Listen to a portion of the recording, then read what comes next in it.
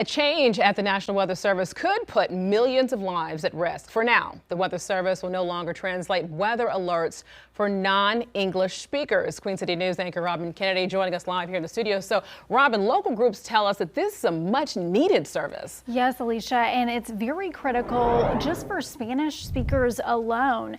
Now, the census data shows in the 8-county Charlotte region, the Hispanic population increased by 50% since 2010. But Spanish is not the only language impacted. Last year, we showed you this dramatic video in East Charlotte of a man trapped in his car that was being swept away during a storm. Bájalo!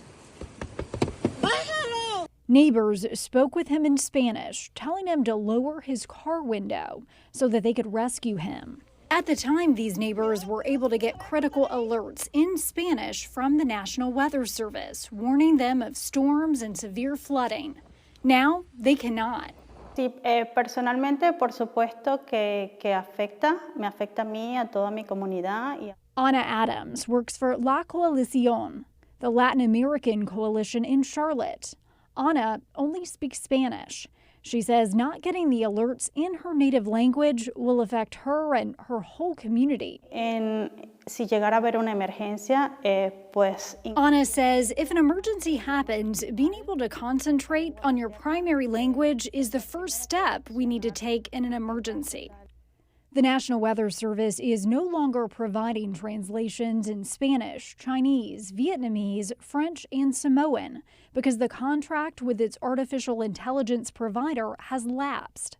The decision comes at the same time as President Trump's administration is working on spending cuts at NWS's head agency, the National Oceanic and Atmospheric Administration. I don't understand the value or savings versus someone's life. Jose Hernandez Perez is the CEO of La Coalición.